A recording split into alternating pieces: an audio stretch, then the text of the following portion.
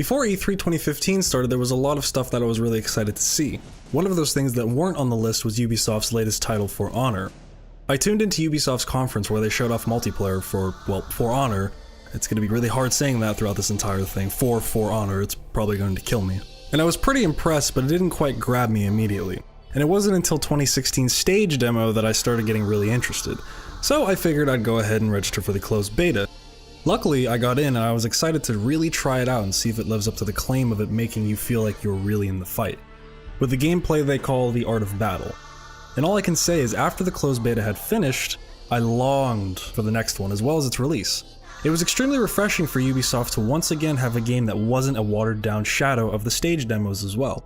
And speaking of refreshing, the combat instantly had me hooked. The flow of combat was fantastic and I couldn't wait to try more. I started with campaign and, for some reason, decided to try and complete it in just one sitting.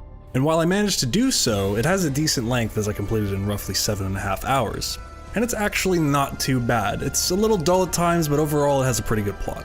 You start off as the knights, which leads to the Vikings, then to the samurai, and I assumed it was actually going to be more separated campaigns, but they actually connect with one another. The events carry over from chapter to chapter, which made it seem more interesting as things unfolded by the end. You even see characters from previous chapters that you controlled in the later chapters interact with your new characters for that chapter.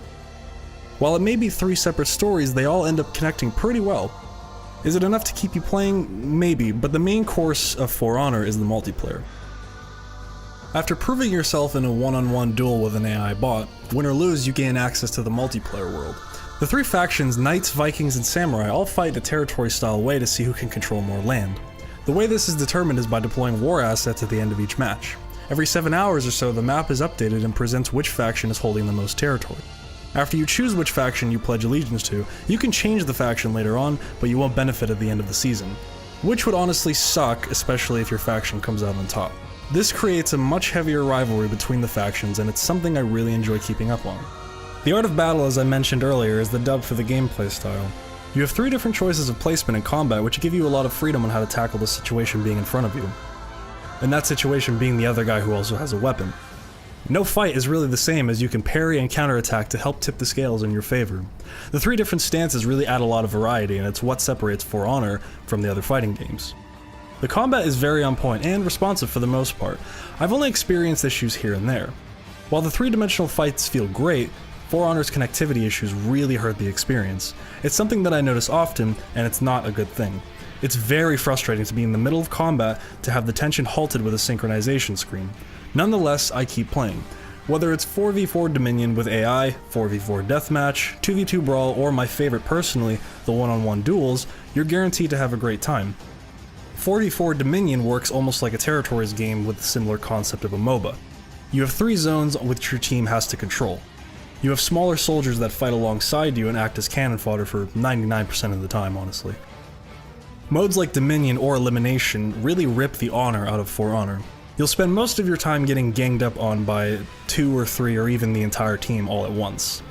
These modes serve as a clusterfuck, and if anything, the game really shines with 2v2 Brawl and the 1v1 duel mode.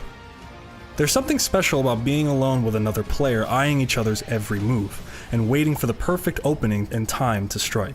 Duels and brawls are where the game can really grow competitively even with the huge amount of cheap players. The beauty of the art of battle is that players who try for a quick victory by pushing you off the ledge or spamming guard break will be thinned out by the ones who take the time to hone their skills with their heroes of choice. For Honor not only offers a good fair fight, it offers a pay-to-win system, but separately in the game.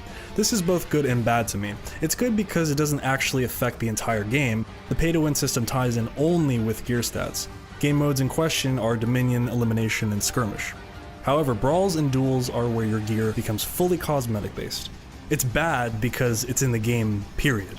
Sure, I prefer brawls and duels, but if I ever choose to play the other modes, there's a chance I can get my ass kicked by someone who has a much higher gear stat than me. And no one can say, well, that's why they match the player based on skill, because that skill search is a fucking lie, and you all know it.